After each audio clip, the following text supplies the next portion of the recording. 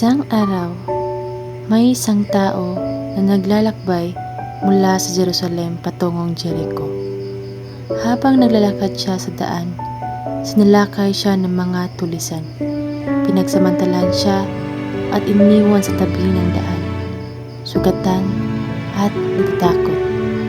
Maraming dumaan sa daan, mga pare at lebeta, pero hindi nila siya tinulungan. Lumapit man, lumingon lang sila sa ibang direksyon at nagpatuloy sa kanilang lakad. Ngunit may isang tao na hindi nag-atubili. Nanatiling mag-isa ang lalaki.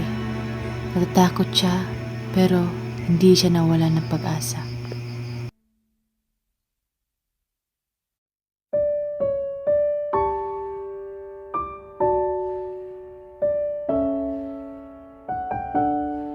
May isang paring dumaan, ngunit tiningnan lang niya ito.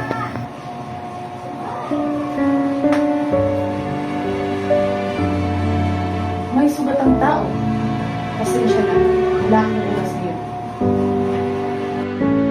Sumunod naman ang lebeta.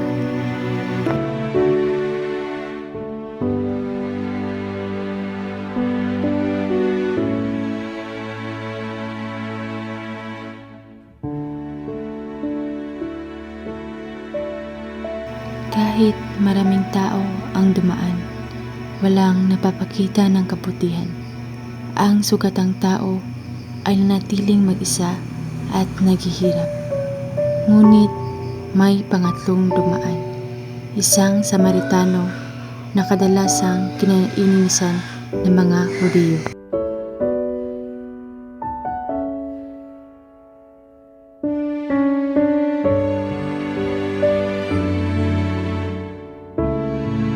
Dinala ng mabuting Samaritano ang lalaki sa bahay.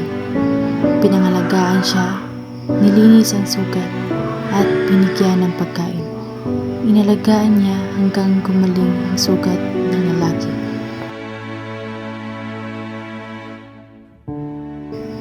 Ang aral ng parabola ay hindi mahalaga kung sino ka o anong relihiyon mo.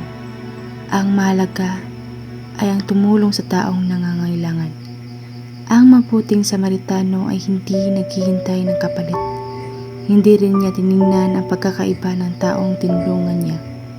Sa simpleng pagtulong, napakalaking bagay ang naidulot niya sa buhay ng iba. Tandaan, laging tumulong sa kapwa kahit hindi mo siya kilala. Ang kabutihan mo ay makakatulong sa iba at magpapasaya sa puso mo rin. Sa araw-araw natin, maging tulad ng mabuting Samaritano, maging mabait, maunawain, at handang tumulong sa sinumang nangangailangan. Sa ganitong paraan, nagiging mas maganda at mas masaya ang mundo.